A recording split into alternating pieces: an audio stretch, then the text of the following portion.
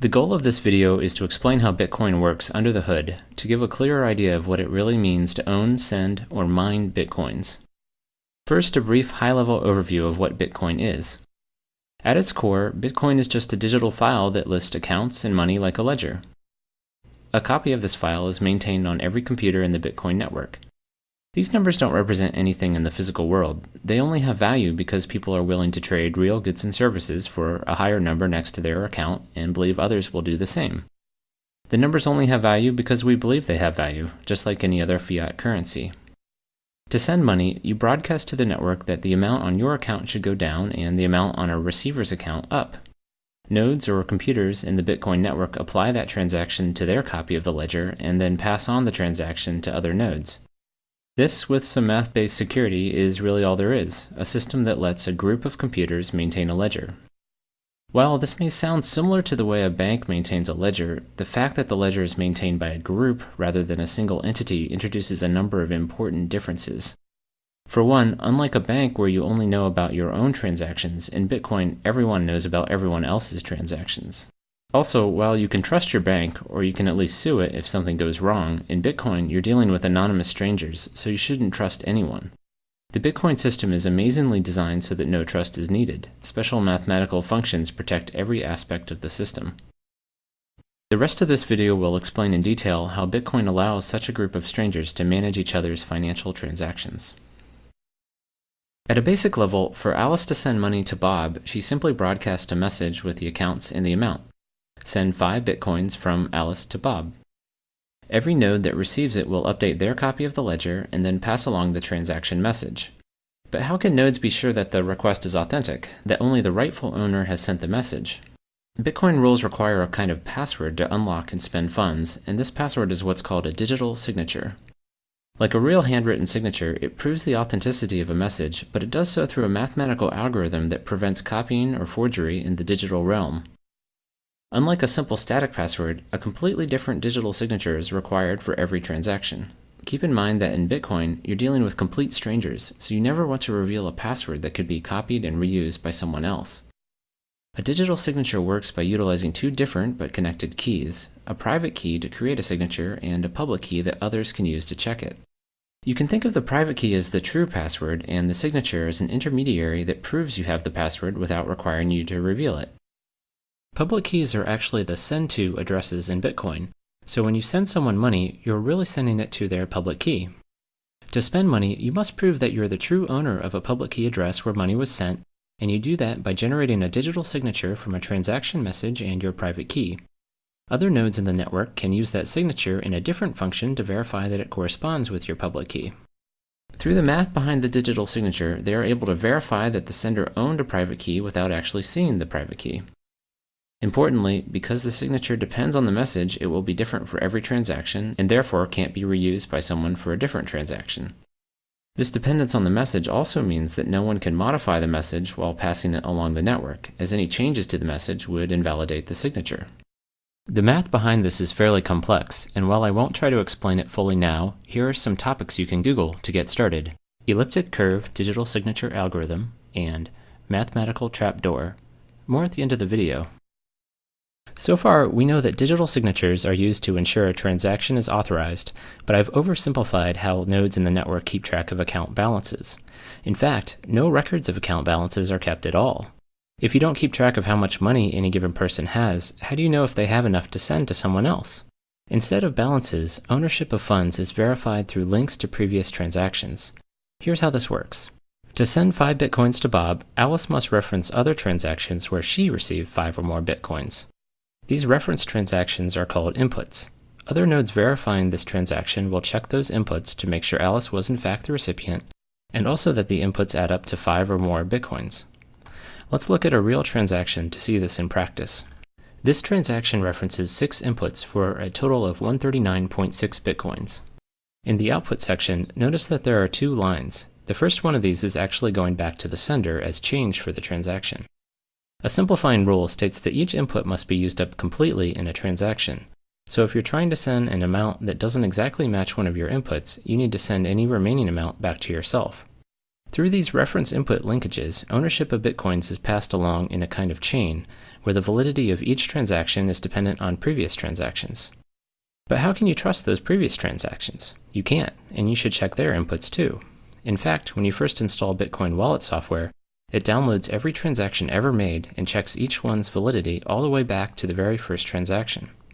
Remember, you're dealing with complete strangers, so it's important to verify every transaction for yourself. This process can take over 24 hours, but it only needs to be done once.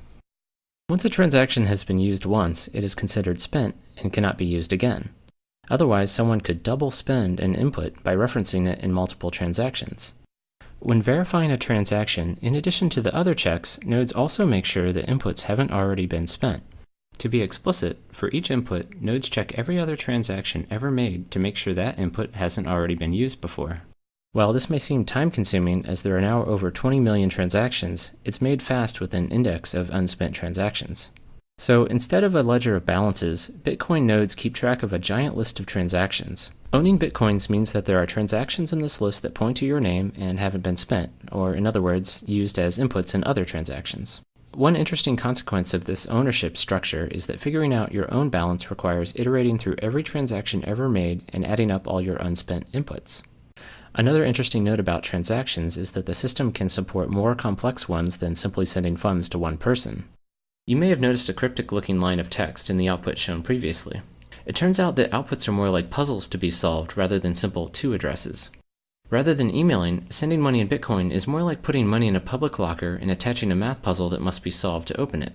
The puzzle is defined using a special scripting language, and while it's typically designed so that only a single owner of a public key can solve it, more complex conditions are possible. For instance, 2 out of 3 signatures could be required for an escrow-based transaction. Another example is the very first Bitcoin transaction ever made, which was a puzzle that anyone could solve. While most Bitcoin software hides the scripting layer for you, you're free to write your own software and claim conditions, although this can be risky. Over 2,600 Bitcoins were lost in one batch of transactions due to a malformed address. This highlights an important part of Bitcoin. As there is no bank or credit card company you can appeal to, any user error mistakes can result in permanent loss of Bitcoins, and not just from your own account, but from the Bitcoin economy overall. If you lose your private key, any funds associated with the corresponding public key will be gone forever. Because people will likely lose private keys due to hard drive crashes and insufficient backups, this means the Bitcoin currency will eventually be a deflationary one. Before explaining the final piece that secures Bitcoin, mining, I want to highlight a few points about anonymity in Bitcoin. If you access Bitcoin through a Tor network that hides your IP address, you can use Bitcoin without ever revealing anything more than your public key. And to avoid someone linking your transactions together, remember they're all publicly stored on every computer, you can generate a new public key for every incoming transaction. It is possible, however, to inadvertently link public keys together. In the transactions shown earlier, 6 input transactions were used as sources, and despite the fact that all those inputs were sent to different addresses, they all became linked in that transaction. The sender proved that he owned all of those addresses by supplying the digital signature to unlock each one. Researchers have in fact used these links to study Bitcoin user behavior. You might think that generating a public key receiving address could potentially create a link to your true identity, but even this step is anonymous and amazingly can be done with no connection to the network. You simply click a button in your wallet software and it randomly generates a new private and public key. Because there are so many different possible addresses, there's no reason to even check if someone else already has that key. Compare this to signing up for an email address where almost everything you might try has been taken. In fact, if you did guess someone else's key, you would have access to all their money. This is the total number of possible Bitcoin addresses. These large numbers protect the Bitcoin system in several ways, so it's useful to try to appreciate just how big they are. Some estimates for the number of grains of sand in the entire world are around 7.5 million trillion. Now imagine that every grain of sand represented an entire other Earth of additional grains, and you're still much smaller than the possible number of Bitcoin addresses. Let's recap Bitcoin security so far. By verifying the digital signature, we know that only the true owner could have created the transaction message. And to make sure the sender actually has money to spend, we also check each referenced input, making sure it is unspent. But there is still one large security hole in the system that can make this unspent check unreliable, and this has to do with the order of transactions. Considering that transactions are passed node by node through the network, there's no guarantee that the order in which you receive them represents the order in which they were created. And you shouldn't trust a timestamp because someone could easily lie about the time a transaction was created. Therefore, you have no way to tell whether one transaction came before another, and this opens up the potential for fraud. A malicious user, Alice, could send a transaction giving money to Bob, wait for Bob to ship a product, and then send another transaction referencing that same input back to herself. Because of differences in propagation times, some nodes on the network would receive the second double spending transaction before the one to Bob. And when Bob's transaction arrived, they would consider it invalid because it's trying to reuse an input. So Bob would be out both his shipped product and his money. Overall, there would be disagreement across the network about whether Bob or Alice had the money because there's no way to prove which transaction came first. In light of this, there needs to be a way for the entire network to agree about the order of transactions, which is very much a daunting challenge in a decentralized system. Bitcoin's solution is a clever way to both determine and safeguard the ordering through a kind of mathematical race. The Bitcoin system orders transactions by placing them in groups called blocks and linking those blocks together in something called the blockchain. Note that this is different from the transaction chain we discussed earlier. The blockchain is used to order transactions, whereas the transaction chain keeps track of how ownership changes. Each block has a reference to the previous block, and this is what places one block after another in time. You can traverse the references backwards all the way to the very first group of transactions ever made. Transactions in the same block are considered to have happened at the same time, and transactions not yet in a block are called unconfirmed or unordered. Any node can collect a set of unconfirmed transactions into a block and broadcast it to the rest of the network as a suggestion for what the next block in the chain should be. Because multiple people could create blocks at the same time, there could be several options to choose from. So how does the network decide what should be next? We can't rely on the order that blocks arrive because, as explained with transactions above, they may arrive in different orders at different points in the network. Part of Bitcoin's solution is that each valid block must contain the answer to a very special mathematical problem. Computers run the entire text of a block plus an additional random guess through something called a cryptographic hash until the output is below a certain value. A hash function creates a short digest from any arbitrary length of text. In our case, the result is a 32-byte number. Here are some examples of the specific hash function Bitcoin uses, SHA-256. Note how much the output changes in result of a single extra period at the end of the third example. The output is completely unpredictable, so the only way to find a particular output value is to make random guesses. It's very much like guessing the combination to a lock. You might get lucky on your first guess, but on average it takes many guesses. In fact, in Bitcoin, it would take a typical computer several years of guessing to solve a block. With every computer in the entire network all guessing numbers, it takes about 10 minutes on average for someone to find a solution. The first person to solve a math problem broadcasts their block and gets to have their group of transactions accepted as the next in the chain. The randomness in the math problem effectively spreads out when people find a solution, making it unlikely that two people will solve it at the same time. Occasionally, however, more than one block will be solved at the same time, leading to several possible branches. In this case, you simply build on top of the first one you received. Others may have received the blocks in a different order and will be building on the block they first received. The tie gets broken when someone solves the next block. The general rule is that you always immediately switch to the longest branch available. The math makes it rare for blocks to be solved at the same time, and even more rare for this to happen multiple times in a row. The end result is that the blockchain quickly stabilizes, meaning that everyone is in agreement about the order of blocks a few back from the end of the chain. The fact that there's some ambiguity in the end of the chain has some important implications for transaction security. For instance, if your transaction finds itself in one of the shorter branches, it will lose its place in line within the blockchain. Typically, this just means it will go back to the pool of unconfirmed transactions and be included in a later block. Unfortunately, this potential for transactions to lose their place opens the door to the very double spend attack that was our original motivation for an ordering system. Let's look at how a double spend attack would work in the system described so far. A fraudster, Alice, sends money to Bob. Bob then waits for the transaction to get confirmed into the blockchain and then ships a product. Now, because nodes always switch to a longer branch, if Alice can generate a longer branch that replaces the transaction to Bob with one to someone else, his money will effectively get erased. Bob's transaction will initially get tossed back into the unconfirmed pool, but since Alice has replaced it with another transaction that uses its same input, nodes will now consider Bob's transaction invalid because it's referencing an already spent input. So how does the ordering system prevent Alice from defrauding Bob? You might think that Alice could pre-compute a chain of blocks to spring on the network at just the right time, but the math puzzles in each block actually prevent this. We need to look a little deeper into the cryptographic hash explained earlier to fully understand why.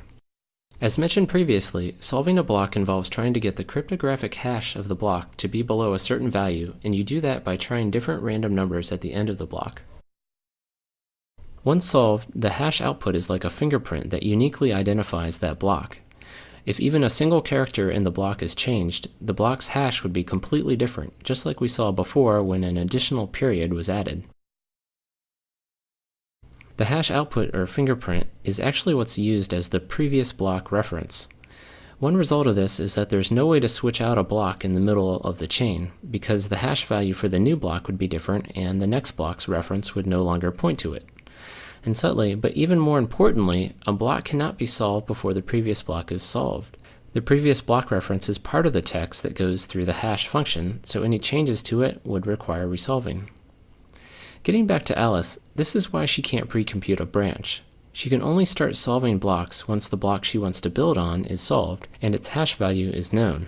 She is therefore in a race with the rest of the network until Bob ships a product, which is when she wants to present a longer branch. One last question is whether Alice might be able to outpace everyone if she had an extremely fast computer, or perhaps a room full of computers.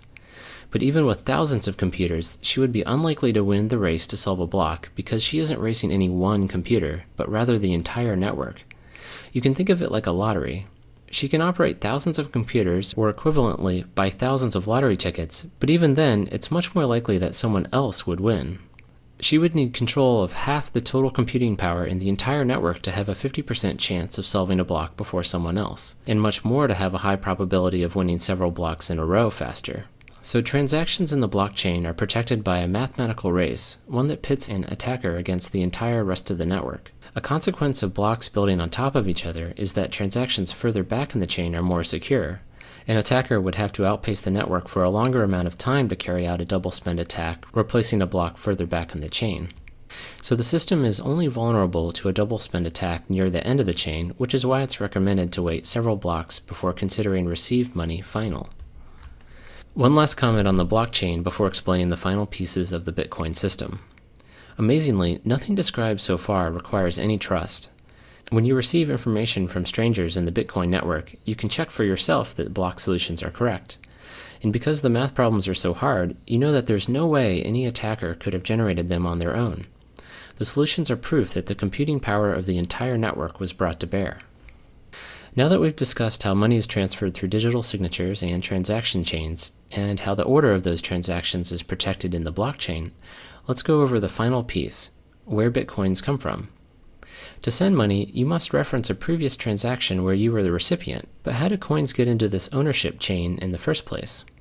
As a way to slowly and randomly generate and distribute coins, a reward is given to whoever solves a block. This is why solving blocks is called mining, although its real purpose is to verify transactions and safeguard the blockchain. Every 4 years, the block reward is cut in half, so eventually no more coins will be released. About 21 million in total will be created. Bear in mind that you can send down to 1/100 millionth of a Bitcoin, so the total number available will likely not limit the currency's usability. Once the block rewards cease, what incentive will miners have to process transactions? In addition to the block reward, miners also get any transaction fees that can optionally be included with transactions. Right now, miners will include transactions with no fees into blocks because their main incentive is the block reward. But in the future, transactions will likely be processed in order of the fees attached, and ones without fees will likely be ignored. So sending money in Bitcoin will probably not be free, but will hopefully still be cheaper than current credit card fees. As mentioned before, on average, it would take several years for a typical computer to solve a block, so an individual's chance of ever solving one before the rest of the network, which typically takes 10 minutes, is very low. To receive a steadier stream of income, many people join groups called mining pools that collectively work to solve blocks and distribute rewards based on work contributed. These act somewhat like lottery pools among coworkers, except that some of these pools are quite large and comprise more than 20% of all the computers in the network. The fact that some of these pools are so large has some important implications about security. As mentioned before, it's very unlikely for an attacker to solve several blocks in a row faster than the rest of the network. But it is possible, and the probability increases as the attacker's processing power gains in proportion to the rest of the network. In fact, one of these money pools, BTC Guild, has solved 6 blocks in a row by itself and has voluntarily limited its members to ward off distrust in the entire Bitcoin network. Even with substantial computing power, the farther back in the blockchain a transaction gets, the harder it would be for an attacker to change it. The current recommendation is to wait for a transaction to make it into at least one block or get one confirmation before considering it final. And for larger transactions, wait for at least 6 blocks. In light of BTC Guild's ability to solve 6 blocks in a row, you might want to wait even longer. By design, each block takes about 10 minutes to solve, so waiting for 6 blocks would take about an hour. Compared to the several seconds a credit card transaction takes, waiting this long for a confirmation may seem burdensome, but keep in mind that credit card customers can claim a stolen card months later to have charges reversed from merchants, called chargebacks, so Bitcoin is actually much faster from a merchant's perspective. The particular choice of 10 minutes was somewhat arbitrary, but extremely short times could lead to instability and longer ones would delay confirmations. As more computers join the network and specialized hardware is designed specifically for mining, the block solution time would get very small. To compensate, every 2 weeks, all the Bitcoin software recalibrates the difficulty of the math problem to target 10 minutes. For comparison, a similar digital currency called Lite Coin has been able to operate with a 2.5-minute block time. In summary, Bitcoin is a mathematically protected digital currency that is maintained by a network of peers. Digital signatures authorize individual transactions, ownership is passed via transaction chains, and the ordering of those transactions is protected in the blockchain. By requiring difficult math problems to be solved with each block, would-be attackers are pitted against the entire rest of the network in a computational race they are unlikely to win. Bitcoin promises many interesting ideas, such as insulation from government meddling, anonymity, and potentially lower transaction fees. It also has many challenges, as it is currently very difficult to exchange Bitcoins for other currencies, and it has been cited as a haven for illegal activity and tax evasion, so governments may try to ban it. Also, the mathematical race that protects the blockchain uses a substantial amount of electricity. If you'd like to view a written version of this video, you can find one on my personal blog, imponderableThings.com. The blog also has some additional explanations of the math behind the digital signatures and cryptographic hashes that underlie the system.